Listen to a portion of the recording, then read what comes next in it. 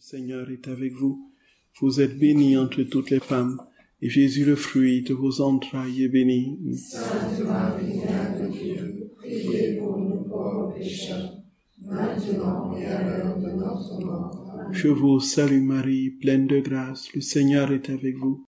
Vous êtes bénie entre toutes les femmes, et Jésus, le fruit de vos entrailles, est béni. Sainte Marie, Mère de Dieu, priez pour nous pauvres pécheurs, maintenant et à l'heure de notre mort. Amen. Je vous salue Marie, pleine de grâce, le Seigneur est avec vous.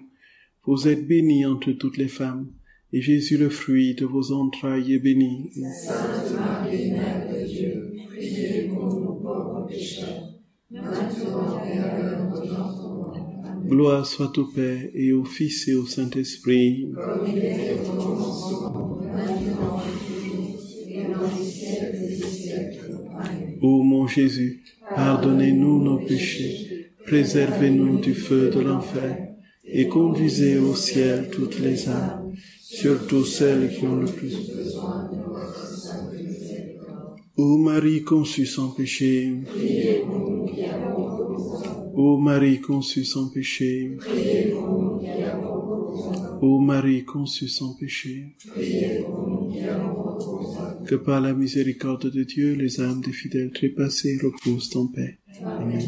Au nom du Père, et du Fils, et du Saint-Esprit. Amen. Chers frères et sœurs bien-aimés, nous remercions le Seigneur pour les compréhensions et les lumières qu'il projette dans notre esprit au cœur de ce grand mystère du Saint-Sacrement de l'autel. Nous le bénissons, frères et sœurs d'amour, pour ce jour auquel il nous a fait parvenir, et nous voulons lui rendre grâce pour l'effort que nous faisons pour essayer de garder silence, même si c'est pas évident.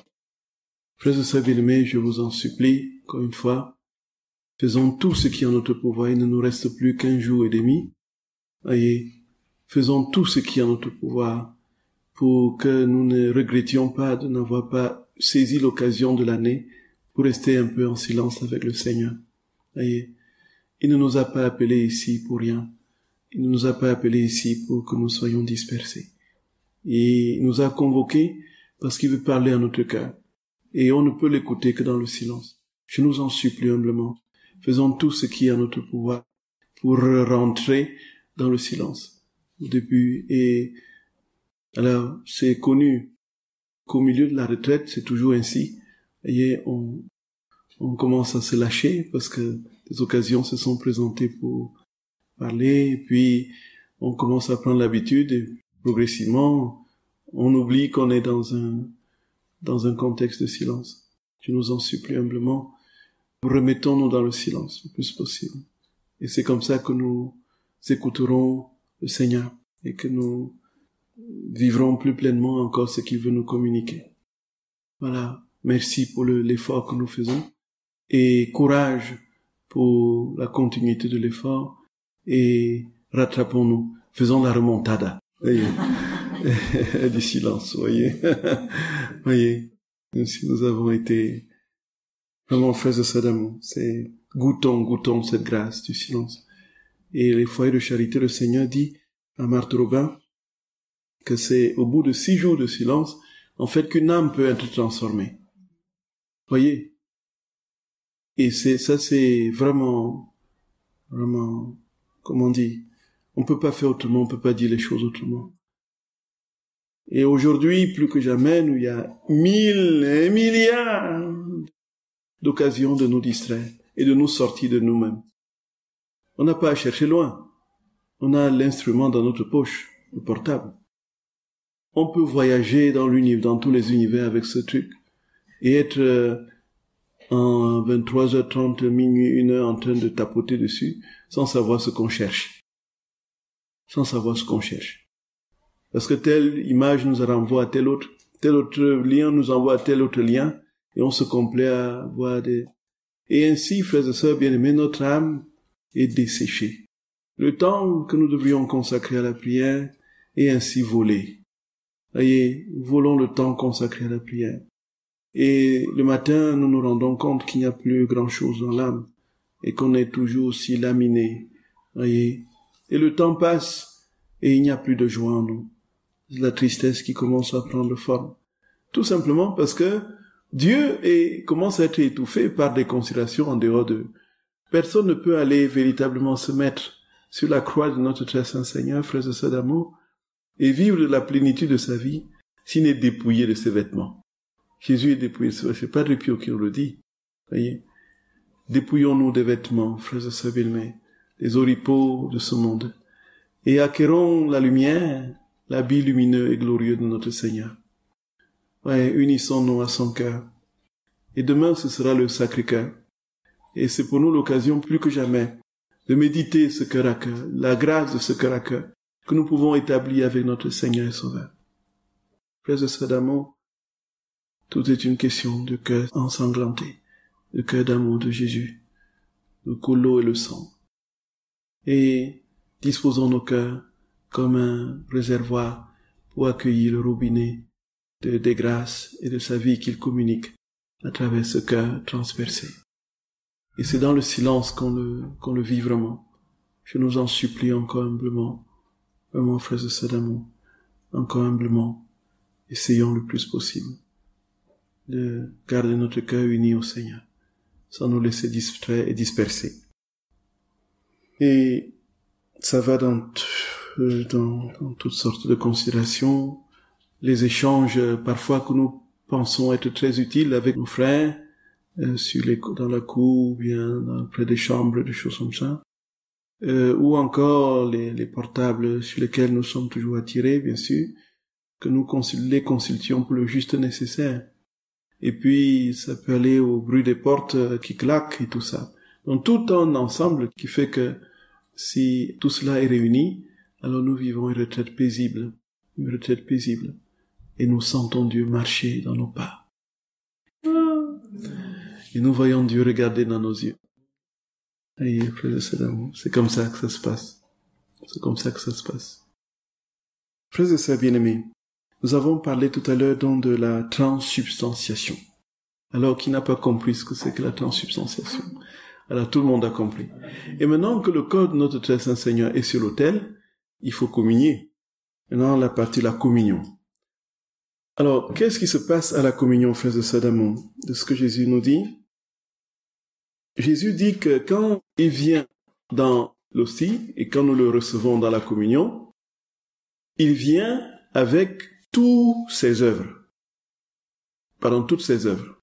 Il vient avec toutes ses œuvres. Donc, tous les actes qu'il a posés au cours de sa vie terrestre, il vient avec cela, puisque ce sont des actes éternels. Et donc, sont restés en lui. Ces actes que Jésus a posés n'ont jamais disparu, ils sont en lui. Il vient avec les actes de tous les saints, en commençant par la Vierge Marie. Il vient avec les actes de tous les saints qui ont suivi les pas, les traces de notre très saint Seigneur et qui ont posé leurs actes en lui. Il vient avec, c'est immense, de sorte que quand il vient avec tous ces actes, il nous les donne avec lui-même. Et ce que nous lui donnons en action de grâce dans la communion, ce n'est plus simplement nos merci à nous, mais c'est les merci, les je t'aime de tout ce monde-là qui sont déjà en lui. Oh, c'est fou! C'est fou! C'est fou! Ça donne du tournis. Et donc de sorte que il se donne pleinement, c'est-à-dire avec tout cela, et nous lui retournons pleinement le double de ce qu'il nous donne. Parce que nous lui retournons ce que les autres saints ont vécu, les actes de la Vierge Marie, parce que tout est en lui, dans sa divine volonté. C'est inouï! C'est inouï! Frères et sœurs bien-aimés, c'est tout simplement à nous donner du vertige.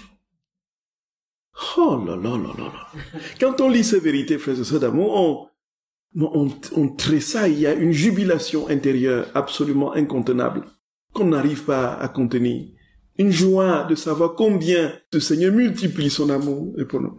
Et puis, non, ça veut dire qu'il ne vient pas simplement. Il vient avec tous ces actes-là, de sorte que nous ne sommes plus, frères et sœurs, il n'y a plus d'isolement possible. Et nous aussi, nous n'avons rien à lui donner. Qu'est-ce que nous faisons? Nous lui donnons tout simplement les actes de tous ces saints, de toutes les Vierges, tout ça qui sont contenus dans l'océan. Nous lui retournons, ça devient nos actes que nous lui retournons. Même si nous n'avions rien à donner, nous lui donnons l'immensité. C'est immense, immense, immense. Oh Jésus d'amour, permets que le monde comprenne et connaisse ces vérités. Permets Jésus, je t'en supplie humblement. Permets Jésus. Quel que soit ce qui peut avoir comme obstacle en chemin, Seigneur, tu as dit que tu as déjà tout établi en toi. Permets Jésus. Permets Jésus. C'est tellement immense, c'est tellement beau, frère seulement. On voudrait crier sur les toits et dire, courez, courez, courez, écoutez combien un Dieu vous aime. Un Dieu vous aime. Il n'y a pas au-dessus. Où est-ce que vous avez lu des choses comme ça? Dans toutes les littératures, n'est-ce pas, les hagiographies et tout ça, où est-ce que vous avez lu des vérités comme ça? Si sublimes, lumineuses. Et quand notre très saint Seigneur, brillantissime, intelligent, brillantissime des intelligences, vous dit des choses, ah oui, justement, c'est normal. Ça devient tout simple. C'est logique, non? C'est bien logique que tout ce qui a été vécu en Dieu reste en Dieu, non? Et si la Vierge a posé des actes en Dieu, ça reste en lui, non? Et quand il vient avec ce que la Vierge a fait en lui, non? C'est bien ça. Et quand il vient en vous, il vient avec tout cela. Et qu'est-ce que vous avez à faire? À lui retourner? Ou quand vous lui retournez votre action de grâce, vous lui retournez en fait toutes ces œuvres, toutes ces actions des saints qui ont vécu en lui. C'est inouï! C'est inouï! C'est inouï! C'est inouï, frères et sœurs d'amour. C'est inouï. C'est inouï. Et il le dit, frères et sœurs bien-aimés, il dit au tome 31 du 13 novembre 1932. Parce que lui, là, en fait, elle se décourage, elle se dit, bon, en fait, je reçois le code de notre Seigneur, je reçois la communion. En fait, qu'est-ce que j'ai même à lui donner? Je n'ai que mon néant, je n'ai que ma pauvreté, l'immensité de ma misère. Qu'est-ce que je peux lui donner en vérité? Et là, c'est là Jésus qui vient lui dire, ma fille, courage. Ton néant avec Jésus est toute chose. Ton néant avec Jésus est toute chose. Nous comprenons bien, frères et sœurs bien-aimés, quand nous disons que Dieu est tout, je ne suis rien. Le néant, ici nous l'avons dit quand on parlait du Confiteor, n'est pas l'absence d'identité ou de consistance d'être. Sinon, ce seraient les philosophies orientales où on disparaît, on est pulvérisé, on n'est plus rien.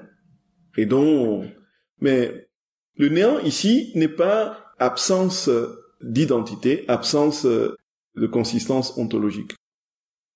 Le néant ici est, frères et sœurs bien-aimés, notre impossibilité à correspondre par nous-mêmes à l'amour que Dieu nous manifeste. C'est là notre incapacité. Sans moi, vous ne pouvez rien faire. C'est ça notre néant. Je ne suis rien, c'est cela.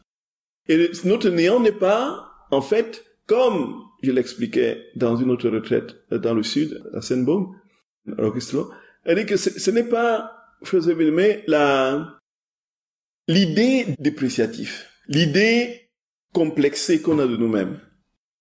Ce n'est pas dit je ne vaux rien, je suis un vaurien, comme je le disais à un moment de ma vie, tellement j'en avais bavé avec la vie. Je dis je suis un vaurien, c'est un vaurien, jusqu'à ce que mon confesseur me dise je ne veux plus t'entendre dire cela. Voyez, je suis un vaurien tout simplement parce que j'avais été tellement broyé par la souffrance que la condition de mon inutilité paraissait tellement saillante et prenait le pas sur mon identité de fils bien-aimé du Père, fils bien-aimé de Dieu, qui est aimé de Dieu.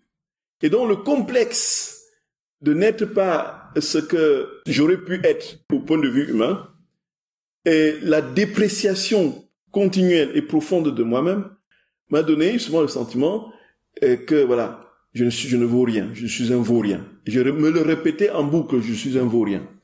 Je suis un vaurien. Je me le répétais en boucle. Voyez. Mais ce n'est pas ce néant-là dont il s'agit. Parce que là, c'est un néant qui est greffé sur les blessures, qui jaillit des souffrances des blessures. Mais si le néant dont Jésus parle ici, frères et sœurs bien-aimés, ce n'est ni, n'est-ce pas, l'absence d'être, ni le complexe lié à une blessure, ou qui nous pousse à dire que nous sommes largement inutiles, donc la vie ne vaut plus la peine d'être vécue, dans la logique. Pourquoi vivre, puisque ma vie n'a aucun sens? Voilà à quoi la deuxième acception conduit. Et c'est le désespoir. Mais ce néant ici, quand on dit « je ne suis rien », en fait, Jésus dit « ce néant-là est tout, est tout ». Parce que c'est un néant qui résulte de la réalité, de la conscience de mon incapacité face à l'immensité de Dieu. Et donc, la conséquence immédiate de cette conscience que je ne suis rien, c'est de m'ouvrir à Dieu, de le laisser tout entier prendre la place en moi. C'est pourquoi je ne suis rien pour qu'il soit tout en moi. Et c'est pourquoi Jésus dit, frères et sœurs bien-aimés, que ton néant avec Jésus est toute chose. Et tu peux me donner toute chose parce que tu dois savoir que je ne descends pas seul lorsque tu me reçois sacramentellement, mais que je descends avec toutes mes œuvres. Et tout comme je te rends propriétaire de ma vie sacramentelle, je te rends aussi propriétaire de toutes mes œuvres. Par conséquent, si tu le veux, tu as beaucoup à me donner parce que tu as mes œuvres en ton pouvoir. Oui, frère bien-aimé. De plus, ma vie sacramentelle que tu reçois dans la Sainte Hostie est entourée des actes accomplis dans mon humanité lorsque je me suis reçu moi-même en instituant le Très Saint Sacrement, avec les actes accomplis par ma mère, par ma céleste mère, lorsqu'elle me reçut sacramentellement, et avec tous les actes de ceux qui vivent dans ma volonté. Cela parce que ces actes sont inséparables de moi et restent incorporés à moi comme faisant partie de ma vie même. Comprenons ça, frère Savilmi. Par conséquent, tu peux tout me donner parce qu'ils servent à couvrir ta misère. Donc ces actes-là sont des vêtements qui couvrent notre misère. C'est-à-dire que le peu que nous avons ou que nous n'avons pas à donner à Dieu, ces actes-là viennent nous revêtir et nous redonnons ces actes-là. Et quand Jésus s'est communié lui-même, il a donné la perfection de l'amour, de la gloire et de l'adoration à son Père. N'est-ce pas, frère Savinme? On l'a dit, non? Et puis, quand notre très sainte mère a communié, elle a donné la perfection, puisqu'elle a donné la divine volonté, de la gloire, de l'amour, de l'adoration. Quand ceux qui ont vécu dans la divine volonté ont communié, dans les communions unies au Seigneur, ont donné cette même... Et tout cela est resté en Dieu. Et quand nous communions, tout cela descend en nous. Tout cela descend en nous. Et ce que nous retournons à Dieu, même si nous n'avons rien à lui donner, nous lui redonnons tous ces actes-là. C'est inouï. C'est ce que dit Jésus. Oh Seigneur d'amour, que la multitude comprenne ces vérités, Seigneur d'amour. Frères et sœurs bien-aimés, on n'est pas ici dans une idéologie, comprenez? C'est tellement lumineux, c'est tellement profond et lumineux, qu'on se dit, mais Seigneur Jésus, vienne ton règne, Maranatha, quoi. Maranatha, quoi. Viens régner dans nos cœurs, Seigneur. Viens régner dans nos cœurs. Viens établir ton règne dans nos âmes. Jésus, viens, ne tarde plus. Dévore-nous de ton amour, Jésus. Dévore-nous de ton amour, dévore-nous de ton amour. Que nous n'ayons plus une seule minute à perdre, que nous ne volions plus tout ce temps que nous devrions prendre pour être à toi, t'aimer, te servir et servir nos frères. Être, comme disait Padre Pio, dévoré d'amour pour toi, Seigneur, et pour le prochain, pour mes prochains, pour mes frères et sœurs. C'est immense, c'est immense, c'est immense, c'est immense, c'est immense, frères et sœurs bien-aimés, c'est immense. Un Dieu si aimant. Et continuons, frères et sœurs bien-aimés, continuons, parce que les supplices ne font que commencer. Il dit, c'est là parce que ces actes sont inséparables de moi et restent incorporés à moi comme faisant partie de moi-même. Par conséquent, tu peux tout me donner parce qu'ils servent à couvrir ta misère, à compenser pour ton amour et t'empêcher presque d'avoir honte. Car sinon, tu n'aurais rien à me donner. Mais en me les donnant, ils se dédoublent et deviennent mes actes et tes actes. C'est incroyable. Oh là là. Ceux de la reine souveraine et ceux des âmes qui vivent dans ma volonté, de sorte que je les ai 2 fois au lieu d'une. Et ma vie sacramentelle demeure entourée 2 fois d'actes, 2 fois d'amour et d'une plus grande gloire. Gloria, Gloria. Parce que quand elle offre cela à Jésus, elle est dans sa divine volonté. Et quand elle offre cela, elle offre avec, les actes des saints, les actes de la Vierge Marie. Et donc, voici que ces actes sont donnés désormais à Dieu en double, parce que, puisque Jésus vit en elle, Jésus multiplie ces dons qu'il fait à lui-même. Les actes de la Vierge Marie sont redonnés 2 fois, parce qu'il y a les premiers actes, et les actes qu'elle donne, vous voyez un peu ça, dans la divine volonté, sont dédoublés. Et il y a une plus grande gloire qui s'accentue. Donc nous voyons, frères et sœurs, mais quand nous communions, ce qui se passe en fait. Et si nous sommes conscients de ça, nous recevons le corps de notre Seigneur et nous Nous sommes en présence de la Vierge Marie, de tous les actes qu'elle a posés. Nous sommes en présence des actes que les saints ont posés. Nous sommes en présence des actes de notre Seigneur quand il a communié lui-même. C'est cette perfection de gloire et d'amour que nous donnons à Jésus. Et comme c'est dans la divinité que nous lui donnons, alors c'est multiplié, c'est multiplié. Ce n'est plus seulement les actes de ces saints-là, c'est aussi mes actes que nous redonnons à Dieu. Nous lui donnons doublement ce qu'il nous a donné. Et donc nous voyons que, frères et sœurs bien-aimés, chaque fois que nous unissons au Seigneur, en vérité, tout se multiplie. Tout se multiplie. C'est le texte de la deuxième épître aux Corinthiens, chapitre 4, que Romuald a lu tout à l'heure. Elle dit que nous qui, le visage découvert, contemplons comme dans un miroir la gloire du Seigneur, nous sommes transformés en la même image de gloire en gloire. Par une double gloire, une triple gloire, une infinité de gloire en gloire, comme par le Seigneur qui est l'Esprit. Donc nous allons de gloire en gloire. De lumière en lumière. Nous redonnons à Dieu, nous multiplions. Dieu multiplie en nous ses œuvres et nous les retourne à lui en les dédoublant dans les âmes et dans les créatures. Et c'est comme ça que son règne s'étend dans les cœurs. Ah, Jésus, Jésus, Jésus. Et puis, il continue. De sorte que je les ai 2 fois au lieu d'une. Et ma vie sacramentelle demeure entourée 2 fois d'actes, 2 fois d'amour et d'une plus grande gloire. Tel est le commerce que je pratique lorsque je me communique aux âmes. Je donne de ce qui est à moi pour le recevoir en double. Et ma vie sacramentelle demeure active pour avoir cet échange. Mais hélas, combien n'en font aucun usage, et ces âmes restent sans rien avoir à me donner, et je suis privé d'une nouvelle cour, sans leurs actes, et avec la peine de ne pas pouvoir exercer mon commerce d'amour. Donc, Jésus reste privé, non seulement de nos actes, mais du fait qu'il ne peut pas recevoir les actes qu'il nous donne en retour. Voyez un peu. Comprenez, frères et sœurs d'amour. Il est doublement pénalisé. Il n'a ni notre merci, ni notre amour. Il n'a ni l'amour et l'adoration de ces saints, de notre Sainte Mère qui sont en lui, que nous l'aurons pu lui donner pour le consoler. Voyez un peu. C'est ce qu'il dit. Tu ne me feras pas cela parce que si je viens, c'est aussi parce que je veux me donner moi-même.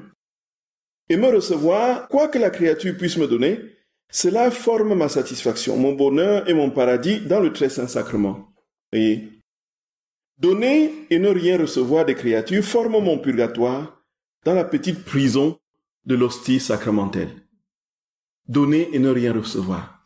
Jésus pleure, frère seulement. Il dit, en fait, je suis emprisonné dans l'hostie. Je me donne et je ne reçois aucun amour des créatures. Où sont-elles? Où sont-elles? Où sont-elles, les âmes? Qui a un seul égard pour moi? Qui vient me dire, je t'aime? Et Jésus, il dit, voici, mon purgatoire, c'est de ne pas recevoir d'amour en retour. Je l'ai dit d'ailleurs dans un célèbre texte, frères et sœurs bien-aimés. Il parle de sa souffrance, la plus grande souffrance de Jésus. Les plus grandes souffrances de Jésus. Alors aussi, humainement, on dirait, voilà, justement, c'est sa grande passion, la violente passion qu'il a subie du jeudi 17h jusqu'au vendredi 17h, la mise au tombeau, de l'arrestation à la mise au tombeau. On dit, voilà, c'est ce qu'il a le plus souffert de rude. Il a été flagellé, on l'a mis la couronne d'épines, on l'a transpercé de clous, on l'a mis sur une croix, et il était livide, il n'avait plus de visage, on a craché sur lui, et tout cela. Et puisque personne n'a autant souffert, c'est la plus grande souffrance que Jésus a soufferte. Mais il dit très clairement que ça, ce n'était rien du tout. Cette souffrance n'était rien, ce n'était pas ce qu'il a le plus fait souffrir. Il dit, sa plus grande souffrance, frères et sœurs bien-aimés, c'était sa soif des âmes. C'était sa soif des âmes. Donc, il dit que toutes ces plaies, les plus grandes comme les plus petites, criaient, j'ai soif, j'ai soif, j'ai soif. Toute sa transpiration criait, j'ai soif. Son agonie, c'était, j'ai soif. Où sont les âmes? Où sont les âmes? J'ai soif, j'ai soif. Donc la plus grande passion de Jésus, c'est son amour, la passion de l'amour. D'ailleurs, il y a 3 passions en Jésus. Celle que lui a infligée sa volonté, son amour, et puis la 3e, la moindre, c'est la passion des bourreaux. Les souffrances qu'on lui faisait vivre de l'extérieur. C'était son amour qui le dévorait, Donnez-moi, flagellez-moi autant que vous voulez, s'il vous plaît. Donnez-moi toutes les plaies, mais donnez-moi les âmes, surtout, donnez-moi les âmes. Peu m'importe, mais je veux des âmes, je veux des âmes. Où sont-elles les âmes? Sont-elles les âmes? Et Jésus dit que son purgatoire dans l'hostie vient de ce qui n'a pas le retour d'amour qu'il attend, et vit donc là un purgatoire véritable. Par conséquent, dit-il, sois attentive et avec courage et sans réserve aucune, donne-moi ce qui est mien et donne-moi tout de toi-même, afin que je puisse dire, je lui ai tout donné et elle m'a tout donné. Tu formeras ainsi mon bonheur et mon commerce d'amour. Voyez, frères et sœurs bien-aimés. Immense, immense, non? Vous êtes d'accord, frères et sœurs bien-aimés? Waouh! Il y a de quoi ne plus dormir. Parce que l'amour au tréfonds de notre âme, frères et sœurs bien-aimés, nous consume, nous dévore. Comme Saint Jean-Eudes.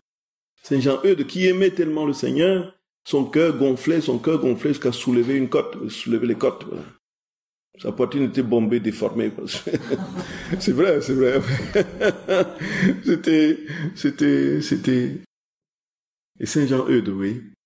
C'est dit, en fait, pour dire qu'un amour aussi immense demande un retour d'amour tout aussi immense et éternel. Or, comme nous en sommes incapables, Jésus nous dit, je me donne à toi pour que tu te donnes à moi. En fait, je me donne à toi pour que tu me donnes à moi-même. Tu me prends, tu me reçois, et tu me redonnes à moi-même. Voyez? Et alors, c'est comme ça seulement qu'il y aura équivalence entre le donner et le recevoir. Entre le don et l'accueil et le retour du don. Sinon, il y aura disproportion. Et s'il y a disproportion, ça casse toujours. Et Jésus dit que ce retour d'amour est absolument indispensable. L'équilibre d'amour est incontournable. On disait ça, je ne sais pas quel jour. Je peux avoir le coup de foudre et être dévoré d'amour, ne plus dormir jour et nuit parce que j'aime quelqu'un. Si la personne ne m'aime pas, je ne peux pas dire qu'il y a amour. Vous êtes d'accord? L'amour, c'est quand il y a réciprocité. Mais Jésus, Dieu lui-même, même Dieu, si nous ne lui donnons pas l'amour, il a reçu la réciprocité, déjà de la Vierge Marie, et il est dans la communion trinitaire. C'est un Dieu en 3 personnes. Ils vivent pleinement cet amour, voyez. Mais ce qui nous donne, c'est le débordement de cet amour trinitaire qu'il déverse dans nos âmes. Et pour que nous soyons associés à cet amour trinitaire, il faut que nous lui donnions l'équivalent de cet amour qu'il nous donne. Et comme nous en sommes incapables, alors nous nous revêtons de lui pour lui donner son amour à lui. Et cet amour devient donc parfait. La vie dans la divine volonté. Vous voyez, frères et sœurs bien-aimés. C'est immense. C'est immense, frères et sœurs d'amour. Alors, voilà ce qui se passe pendant la communion. Et quand on dit tous les actes de Dieu, tout ce qui est Dieu, c'est quoi, frères et sœurs bien-aimés? C'est tout ce qu'il a fait pendant son humanité, tous ces actes qu'il fait au ciel, qu'il continue d'accomplir aujourd'hui, tous ceux qui sont en lui et qui posent ces actes, les saints qui sont au ciel. Donc nous voyons bien que la messe est le rendez-vous de tout le ciel. Il y a des milliards d'individus à la messe. Si nos yeux s'ouvraient, on verrait. Je vous assure, des milliards, innombrables, comme dans l'Apocalypse de Jean, où on voit une foule immense qu'on ne pouvait dénombrer. D'où viennent-ils, demande, n'est-ce pas, Jean au vieillard. Et puis, le vieillard qui répond, il vient de la grande épreuve. Ils ont lavé les vêtements dans le sang de l'agneau. Toute cette foule est dans quel que soit le lieu où nous célébrons la messe, puisqu'il n'y a plus d'espace et de temps en Dieu. Si nous célébrons dans une cabine téléphonique, il y aura des milliards et des milliards qui vont rentrer dans la cabine téléphonique. Oui, c'est vrai. Parce qu'il n'y a pas d'espace en Dieu. Il n'y a pas d'espace en Dieu. Vous êtes d'accord, frères et sœurs bien-aimés? Nous disons, Seigneur, habite mon âme. Trinité sainte, habite mon âme. Trinité sainte, habite mon âme. Oui. Alors la Trinité, c'est quoi? C'est le Dieu qui a créé les univers visibles et invisibles. Qui peut contenir, frères et sœurs bien-aimés, la Trinité? Personne. N'est-ce pas? Pourtant, il vient habiter notre âme, non? C'est bien ça. Il vient habiter votre âme, il vient habiter mon âme, il vient habiter l'âme de chacun, et chacun croit que, voilà, il a Dieu pour lui seul. Mais pourtant, il dit, en fait, frères et sœurs d'amour, c'est ce qui est assez impressionnant. Il dit que nous voyons l'être humain au cœur de la création, c'est un être, le psaume 8, « Avoir ton ciel, ouvrage de tes doigts, le soleil et la lune que tu créas, qu'est-ce que l'homme pour que tu penses en lui, le fils de l'homme pour que tu en prennes garde. » Tu l'as créé un peu moindre qu'un Dieu, et tu l'as couronné de gloire et de... Qu'est-ce que l'homme au cœur de la création fait? C'est un atome insignifiant, on ne le voit même pas. Voyez? Vous projetez, n'est-ce pas, les images interstellaires, vous ne voyez pas l'homme, vous ne voyez pas l'homme. Vous voyez la Terre, c'est une minuscule boule bleue comme ça, vous voyez un peu. Rien du tout, vous voyez. Et j'arrive là, effectivement, j'arrive à ça.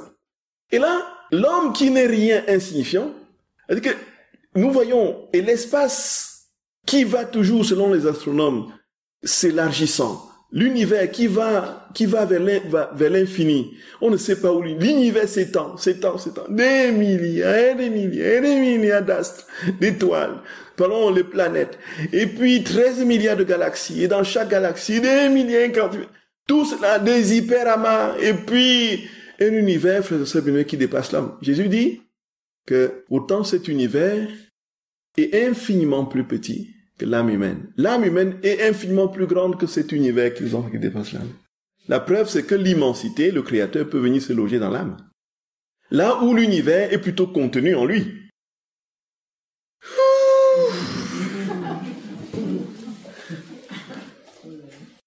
Nous disons à Jésus, viens habiter mon âme, non? C'est vrai. Mais nous le lui disons, est-ce que c'est une manière de parler ou bien nous croyons que c'est vrai qu'il va venir habiter notre âme? Nous croyons, non? Et c'est Jésus, et c'est Dieu qui vient habiter notre âme. C'est le Dieu qui a créé toutes choses, non?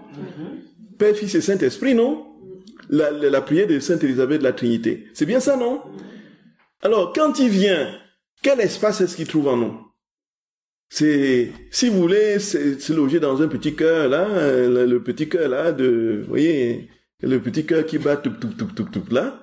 Et c'est un truc de combien de centimètres qui est médecin, là? Romial, il a quelle dimension le cœur humain, là? Mes frères et sœurs bien-aimés, frères et sœurs d'amour, il dit qu'il vient habiter, c'est l'âme humaine. Et notre âme est infiniment plus grande que l'univers. C'est pourquoi Jésus peut faire de notre âme son ciel. Et quand il vient à la communion, il vient avec tout le ciel. Les saints sont là, les anges sont là. Padre Pio est là. Voyez, la Vierge Marie est là. Saint Joseph est là. Voyez un peu. Marthe Robin est là. En passant, je dois tout à Marthe Robin. Une petite parenthèse que j'ouvre et ferme rapidement. Voyez. Tous sont là. Tous sont là. Frères et sœurs bien-aimés. Tous sont là. Et nous sommes distraits. Et nous sommes distraits. Incroyable. Incroyable. Et alors, maintenant, une fois qu'on a communié, il y a l'action de grâce. Maintenant, comment est-ce que ça se passe, l'action de grâce? Donc, Jésus dit un peu ce qui se passe pendant l'action de grâce, du tome 9 du 10 avril 1910. Il dit, donc j'écris par obéissance, mais je sens mon cœur, dit Luisa, se rompre à cause de l'effort que ça me demande, quoi qu'il en soit. Vive l'obéissance, vive la volonté de Dieu. J'écris, mais je tremble, et je ne sais pas moi-même ce que je dis. L'obéissance veut que j'écrive quelque chose sur la manière dont je me prépare à la communion et comment je fais mon action de grâce.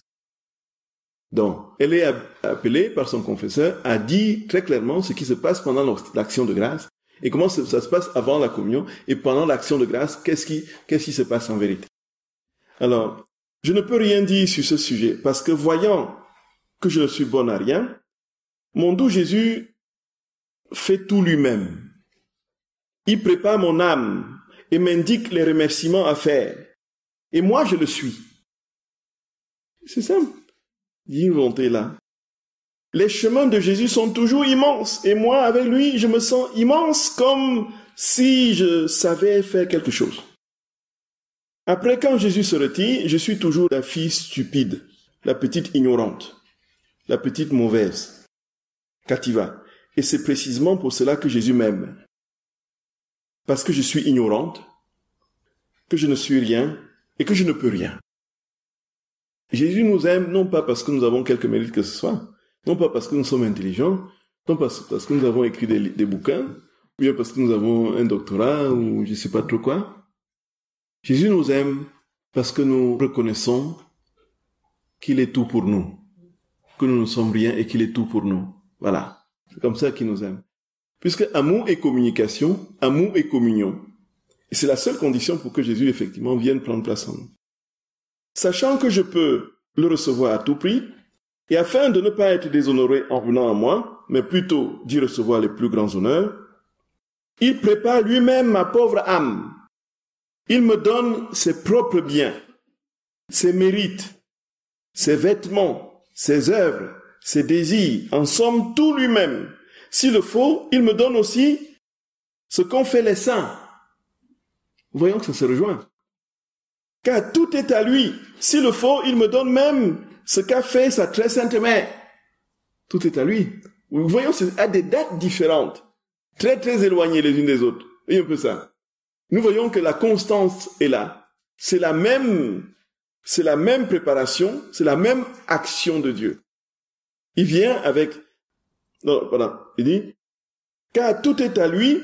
S'il le faut, il me donne même ce qu'a fait sa très sainte mère. Alors, moi aussi, je dis à tous, Jésus, fais-toi honneur en venant en moi.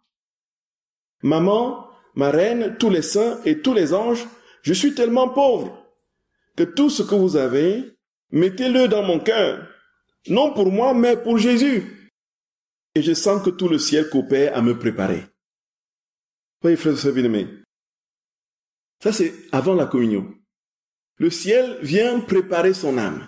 Il dit, maman, les saints, les anges, donc, voilà, je ne peux rien, je ne suis rien.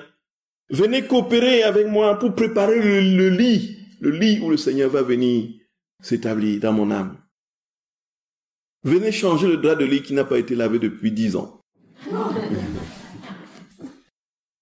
Le thé d'oreiller, là, qui est déjà noir cramoisi. Noir. Venez préparer mon âme à recevoir notre Seigneur. Et Jésus donne tout cela pour préparer le tapis, le lit sur lequel il va venir s'établir. Et après que Jésus est descendu en moi, j'ai le sentiment qu'il est tout à fait satisfait. Se voyant honoré par ses propres biens, parfois il me dit « Bravo, bravo ma fille, comme je suis content, comme je me plais ici. Partout où je regarde, je trouve des choses dignes de moi. Tout ce qui est à moi est à toi. Combien de belles choses tu m'as fait trouver en toi. » C'est ça, frère, parce qu'il s'est trouvé lui-même en nos âmes. Parce que nous lui avons laissé l'occasion de venir préparer notre âme, et en venant, il est venu avec tout ce que les saints, les anges ont fait, sa maman reine et tout. Nous avons été tapissés pour qu'ils viennent se poser en nos âmes. Sachant que je suis très pauvre, que je n'ai rien fait et que rien n'est à moi, je me réjouis de la joie de Jésus. Et je dis, je suis heureuse que Jésus pense ainsi. Il me suffit qu'il soit venu. Ça ne me fait rien de m'être servi de ses propres affaires. Les pauvres doivent recevoir des riches. C'est ça. C'est pas mal. Les pauvres doivent recevoir des riches. Il est vrai qu'il se trouve ici et là, en moi, des lueurs de la manière de faire de Jésus à la communion. Mais je ne sais comment réunir ces lueurs, ces lumières, et en faire une préparation et des remerciements appropriés. Il me manque la capacité. Il me semble que je me prépare en Jésus lui-même et que je le remercie à l'aide de lui-même. Voilà. Je me prépare en Jésus et je le remercie à l'aide de lui-même. C'est la divine volonté. En fait, on laisse Jésus venir nous préparer et on le remercie en lui. En fait, c'est un tournoiement d'amour. Je donne, il me redonne. Il me redonne, je redonne, il me redonne, et sa vie se multiplie. Ça n'arrête plus, quoi. Tout. Il y a un autre texte du tome 25, du 17 octobre 1928, toujours pour l'action de grâce, après la communion. Frères et bien-aimés, croyons que même si pendant l'action de grâce nous ronflons, cette opération surnaturelle se déploie. Parce que nous n'avons pas conscience de toutes ces vérités. Quand vous êtes à la messe, toutes ces lumières ne vous viennent pas spontanément. Mais il suffit d'une intention, d'un désir. Seigneur, vraiment, viens me préparer mon âme à te recevoir. Viens dire merci à toi-même. Et si le reste du temps nous dormons, parce que nous sommes fatigués tous, un peu, ça se passe ainsi. Et comme dit la petite Thérèse, le médecin, quand il veut opérer, le médecin, il procède à l'anesthésie. Puis le médecin de nos âmes, parfois, nous pas une raison pour passer la nuit sans les nuits blanches et faire des adorations en ronflant. C'est pour dire que quel que soit l'état dans lequel nous sommes, si l'intention est mise en branle, si le désir est là, Dieu vient vraiment l'opérer. Parce qu'il n'y a plus aucun obstacle en nous qui l'empêche d'agir. Il vient vraiment. Il prépare notre âme. Et quand il vient, nous le recevons à la communion, il voit tout ce qu'il a préparé en nous. Tout ce qu'il a déposé en nous, les actes de notre très sainte mère, de Saint Joseph, de tous les anges, de tous les saints, ainsi de suite. Tout est là, tout cela en nous. Avec tous ces saints-là. Et puis, il vient, il est content, c'est la fête. Quand Jésus arrive, voilà, on ouvre, c'est le tapis rouge qui est dressé. Voyez, Saint Michel Archange sort son épée, gardez-vous. Et tout le ciel entonne, vous voyez un peu, le grand Tédéum, c'est la jubilation dans l'âme. Il y a une fête terrible dans l'âme, vous voyez un peu. Il sautille de partout. Notre Seigneur est... Voyez ça, frères et sœurs bien-aimés. Et donc, au tome 25 du 17 octobre 1928, donc une fois qu'il est en nous, il fait de nous son tabernacle. Non, c'est pas ce passage. Et là, frères et sœurs bien-aimés, comme il est dans le tabernacle, qu'est-ce qu'il fait? Il dit une seule chose, il dit que ton règne vienne. Alors, quand il vient dans l'âme, et lorsque nous l'avons reçu avec amour, foi et action de grâce, alors il nous transforme progressivement en lui-même. Et ce qui va se passer, frères et sœurs bien-aimés, c'est que nous devenons comme un tabernacle, on va le voir demain. Et dans ce tabernacle, il n'y a qu'une seule préoccupation, qu'une seule chose qui le tient à cœur, c'est d'amener tous les autres à la connaissance de son amour et de vivre pleinement de cet amour dès ici-bas pour que son règne vienne dans les cœurs. Mais je veux te dire le plaisir que j'ai de t'avoir près de mon tabernacle, sous mes regards sacramentaux. Donc, le plaisir qu'il a d'être en nous. Et l'analogie qui existe entre toi et moi. Vois, je suis caché ici sous l'empire de ma divine volonté. Ah, c'est ma volonté elle-même, sa puissance qui détient le prodige de me cacher en chaque hostie avec la consécration. Tu es dans ton lit uniquement par l'empire de mon fiat. Ce ne sont pas les maladies corporelles qui t'entravent. Non, c'est ma volonté seule qui le veut ainsi. Et en faisant de toi un voile, elle te cache et forme pour moi une hostie vivante, un tabernacle vivant. Ici, dans ce tabernacle, donc, je prie, donc dans ton âme, dit Jésus, je prie continuellement. Mais sais-tu quelle est ma première prière? Que ma volonté soit connue, que sa loi qui me garde caché puisse régir toutes les créatures, régner et dominer en elles. En fait, uniquement lorsque ma volonté sera connue et formera en eux son royaume, alors seulement ma vie sacramentelle donnera tout son fruit, l'accomplissement de tant de sacrifices, la restauration de ma vie dans les créatures. Et je suis ici caché, faisant de nombreux sacrifices dans l'attente de ce triomphe. Voyez, Jésus dit que il est dans nos âmes, dans le tabernacle de nos âmes. Il vient se réjouir, bien sûr, du fait qu'il a trouvé ses actes, les actes des anges, des saints, de sa très sainte mère et tout cela. Mais quelle est la première préoccupation? C'est que tous vivent effectivement de cette vie, comme nous l'avons reçu dans ces mêmes conditions, que dans sa divine volonté, tous les autres âmes le reçoivent dans les mêmes conditions, et alors seulement les sacrements trouveront leur splendeur. Seulement les sacrements porteront du fruit. Seulement Dieu pourra rester en nos âmes et former et faire de nous des hosties vivantes.